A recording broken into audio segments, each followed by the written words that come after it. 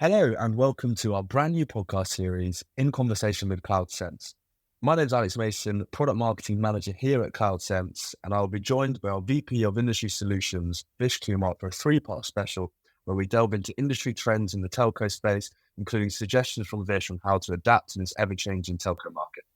And with that, I bring you episode 1.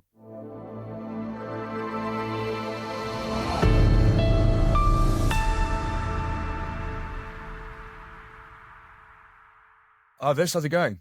Good, thanks, Alex. How are you? All is well here, Vish. Thank you for asking.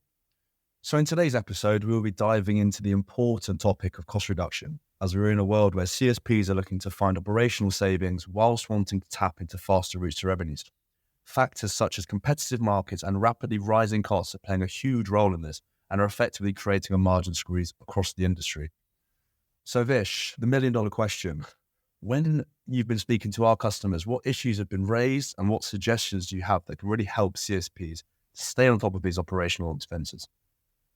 It's a great topic, Alex. So some of the key things, I guess, a lot of the carriers that I'm working with right now and talking to me about is the fact that they need to be competitive in the market, number one. And the key thing around being competitive is more so around their network. So whether it's 5G, fiber, or just having the right applications on a local hyperscaler is extremely important to them. But the other part of it is around that cost saving side of things. So part of that is looking at what they can do differently to still maximize the network investment they're making, but then also be able to sell it in a much more fast, efficient way that they can also deliver some really great customer experiences. So probably some of the key things I work with them on and talk to them about is around 3 key areas.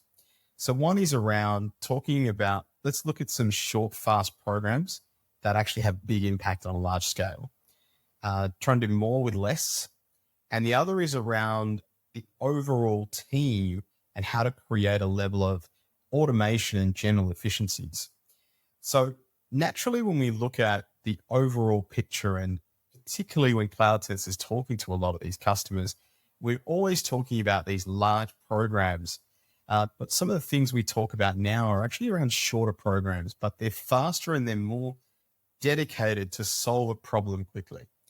And what we really dig into is around that quote to cash process and making sure that we look at it in a very different way. It's not about trying to solve the full end to end, but it's about speeding up that purchasing process and then enabling them to really unlock some value quickly and easily in shorter pieces of program, shorter pieces of work. That also means that they could speed up either the sales cycle, it gives them greater visibility into what's going on, and that then allows them to make the decisions they need to make for the business going forward. And some of those simple things could be as simple as adding a quick quote capability so we don't have sales reps doing PowerPoint presentations manually, being completely inconsistent. The other is also around in those fast moving orders, like for mobile, for the small SOHO market, being able to simplify that to around 10 clicks in a very simple process, but through our CloudSense platform, makes it really, really easy and efficient for the teams to actually enable self-service or even just hire junior people to process these orders quickly and easily. It also gives them a level of visibility to say which channels are actually performing a lot better, where is the pipeline going, and where and what are we selling more often. But then also about understanding the dynamics of the market that they're currently playing in. The other one is around doing more with less. So it's one we've talked about. It's one a lot of people talk about, and it seems to be a cliche term that's used in the market. Just do more with less. But when we talk about it, it's about setting up a program where we focus on the bottleneck processes.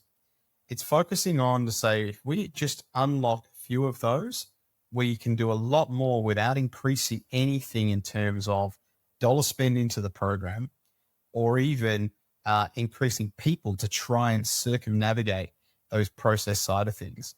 So what we do with a lot of our customers is review all those processes and look at how do we strip out any complexities that don't need to be there, but also analyze the technologies that are in place. Now, it's not about transforming and taking out those technologies or replacing them with CloudSense. It's about looking at ways to remove the blockages in those processes and those technologies, and looking at how do we simplify it to then allow for greater customer experience, greater order flow through, but then also as simple as empowerment and enablement to the sales teams and to other departments, so we don't actually have to have complex approval processes. We can actually simplify things with almost an empowerment framework, which is just one of the examples we've worked through recently with a few of our customers. The other one's more of a hard one, where we look at the people side of things, the general efficiency, and then highlighting what can we do to automate things throughout the process. Now, part of this is the digital transformation process, looking at things like our Telco One program, which allows us to completely automate a lot of the processes that could have been manual in the past. So surprisingly, a great example is a lot of telcos, especially in the B2B world, still have a manual process around service qualification and resource checking. But looking at things that CloudSense do, we've looked at ways to automate it. And now we can actually reduce those manual tasks and almost remove teams at times to then simplify it and automate it through the overall sales journey. We also look at general efficiencies around how do we simplify workload going downstream. So in the order management space, a lot of telcos still have a whole manual process in terms of a delivery team that manually collates orders. And then on top of that, they then allocate orders out to different delivery teams that are then manually updating notifications back into systems, which is extremely cumbersome, but is also very, very prone to error. So we look at those in terms of how do we really optimize that and automate those processes as much as possible, but then also look at how do we gain more efficiencies to deliver faster for the customer so we can turn on revenue a lot quicker. And through that, we look at the order management process to simplify it, lean it out, and make sure that the key steps are followed, but areas we can automate, we'll automate, and areas we can streamline and clean up a lot of the data, we'll do it as well.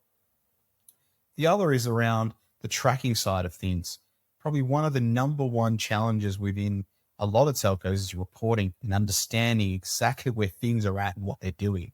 So providing the data, the automation, and the processes to enable that reporting makes it extremely helpful for the business to then make those key decisions around what stock to buy, when can we pull different levers to turn on more revenue, what are we doing with the pipeline, and what are those key promotions we need to do for the different times of the year where we may see a bit of lag in data and sales, but then we actually need to increase our revenue turn on as quickly as possible. Some of the key things we've done throughout our transformation processes, we've seen sales conversions go through the roof. We've seen customers transform their own customers, processes, and their own businesses a lot quicker than they have before. We've talked to CSPs where they're saying to us that now their delivery processes would normally take 6 months. For some of their complex deliveries are being done in half the time. And that's because we've automated a lot of the communication, processes, but even the general notifications so customers can self-serve and make the key changes that they need to, even throughout their delivery of their services coming into them. Now, a lot of people say, but Vish, this costs a lot. We're going to need to do a whole load of things. We're not asking, or I'm not saying at any point in time to do all of this at once. As I made my first point, is look at the small programs of work that you can do and tackle them first and make the transformation in that space first. That could be one product. It could be one channel, but it could just be as simple as one process, which can make things a hell of a lot better for your business, but then also increase the velocity of sales throughout your overall business, which naturally increases the morale and your team's behavior and your overall company's reaction to your business. So I guess in summary, despite all the growth and traffic and usage, we know there's a lot of focus and a lot of challenge within the networks that a lot of carriers are facing into. that's where they're going to be competitive, and that's where they're really looking to make sure that they differentiate themselves in the market. But the other part is now we've got a window of opportunity to start digitizing that overall process and ensuring that those investments made at the lower level within the network are realized in the top and are now actually being sold for the capabilities that they're releasing. But being able to launch them quickly and easily is also extremely important to ensure that we maximize the revenue without over investing on a process or a system that doesn't really need to be there. We need to look for something that can be there, that can support us, but is also going to last us at least 5 years as we go forward into the future, 5G, fiber, and all the other great things that we look forward to in the coming years.